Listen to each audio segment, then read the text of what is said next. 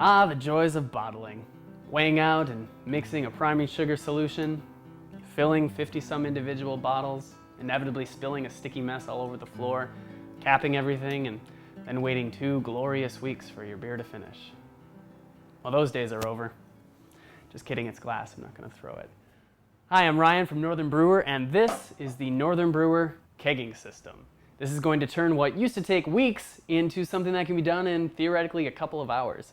It's going to come with almost everything you see here, your choice of a new or a used keg, a CO2 line, a liquid serving line with a picnic faucet on the end of it, and a regulator.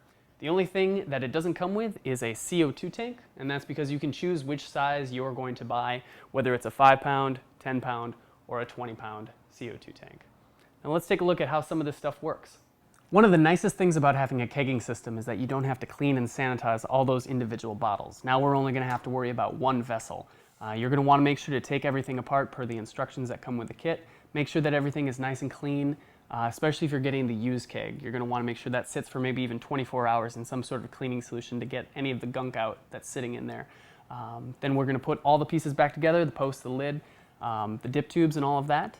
And once it's all put back together, we can sanitize it. Just fill it up with some sanitizer, let it sit for a couple of minutes, dump that out, and we're ready to transfer. All we have to do is remove the lid,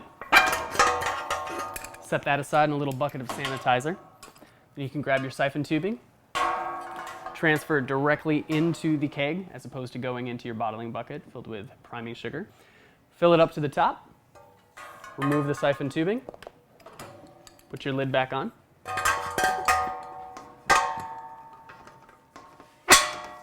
And simple as that, we're ready to carbonate.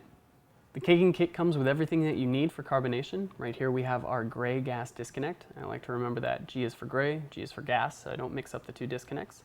To use this, all you have to do is pull back on the ring that will disengage the little ball locks on the inside. Then we simply set it on our post, push down, and it will lock into place.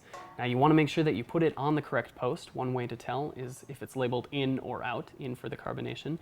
Not all kegs have that on there, so another way to definitely be sure is to look at the post itself. If it has little nicks in the ring down here, that means it is a gas post, and if we look over here at the liquid, you'll see that there are not any nicks around the base of it, so this is our liquid out. It's also labeled as out, so you can look for either the in or the out, or look for the nicks in the base.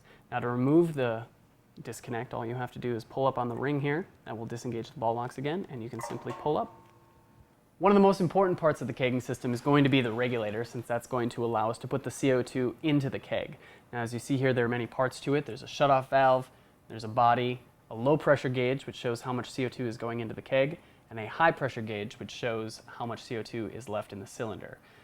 As you can see, this is turned on so the dials are up like this. Now to change how much CO2 is going into your keg, you can take a screwdriver and turn this screw to the right, and as you see, the pressure is going up. As you turn it to the left, the pressure starts to go down. Now you'll want to refer to the instructions that come with your kegging system to see what the appropriate level of CO2 is to put into your beer. There's a handy little chart that shows what the style is, how many volumes of CO2, and what the equivalents are as far as PSI and temperature. This is how the regulator is going to come in the box. It also comes with this little flared nylon washer here. This is going to sit between the regulator and the CO2 tank. And as you can see, one of these sides has a flare on it, the other side does not. You're going to want to make sure that that flared side faces away from your CO2 tank, and the little raised edge in here sits in this little divot right here. It'll kind of fall into place right there. And once it's in there, you can then take your regulator and put it over the top of it, and then screw it into your tank.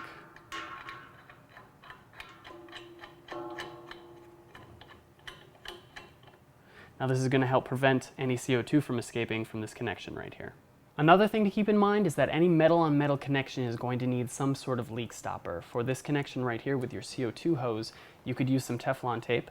Another thing you can do is get this small flared nylon washer, which is sold separately. It kind of sits right here between the swivel nut and the flare right here. What you can do is pop it into your little swivel nut, and then you can screw it directly onto your shutoff valve. And the last piece of hooking this all up is going to be adding the foam-free tubing kit. This is our black liquid disconnect. I like to remember B for black, B for beer. You will engage this the same way that we did with the gas. Pull back on this, put it on top of the post, push it down, and it'll lock into place.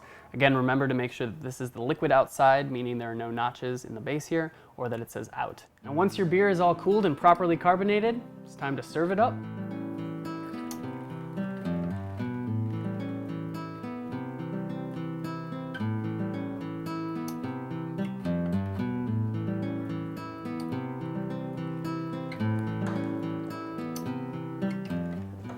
This is so much better than bottling.